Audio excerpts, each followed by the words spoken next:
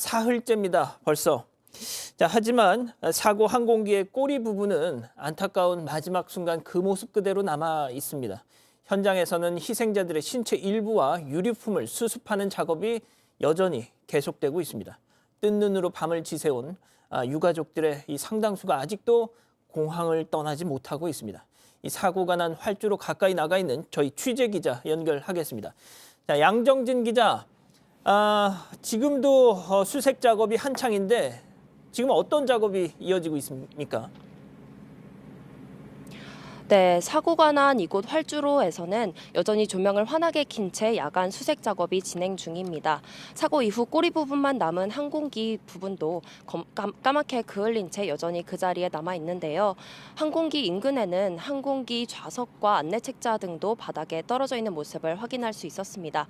저희 취재진이 오늘 하루 종일 이곳에서 수색 상황을 지켜봤는데요. 경찰과 군인 그리고 소방당국이 함께 사고 지점에서 멀리 떨어진 부분까지도 꼼꼼하게 수색하는 모습을 확인할 수 있었습니다.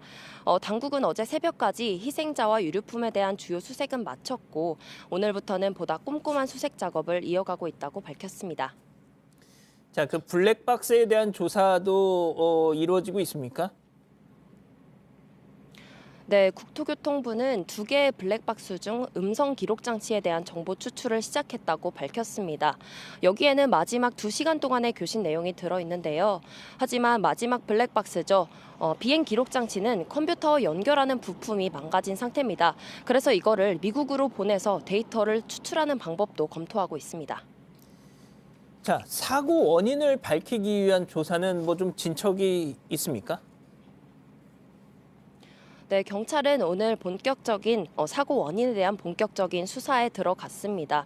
사고 당일에 조류 충돌에 대한 대비는 제대로 이루어졌는지 그리고 공항 설계는 제대로 이루어졌는지 여러 의혹들이 제기되고 있는데요. 이런 부분을 꼼꼼하게 하나하나 따져본다는 계획입니다. 자, 무안국제공항 내부에 희생자들을 추모하는 이 합동 분향소도 조금 전에 설치가 됐다고요.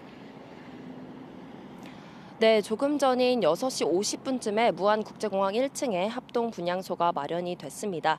여기에는 희생자들의 위패와 사진도 함께 마련이 됐는데요.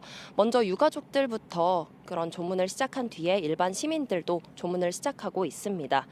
조문으로 온 유족들이 통곡하는 소리가 공항에 계속 울려 퍼지기도 했는데요. 다만 모든 희생자들의 신원이 확인된 것은 아닙니다. 현재까지 사망자 179명 중에서 174명에 대한 신원이 확인이 됐고요. 나머지 5구에 대한 시신은 DNA 분석으로도 신원 확인이 어려워서 지금 국과수가 재검사 분석을 진행하고 있습니다. 지금까지 무안국제공항 활주로 인근에서 JTBC 양정진입니다.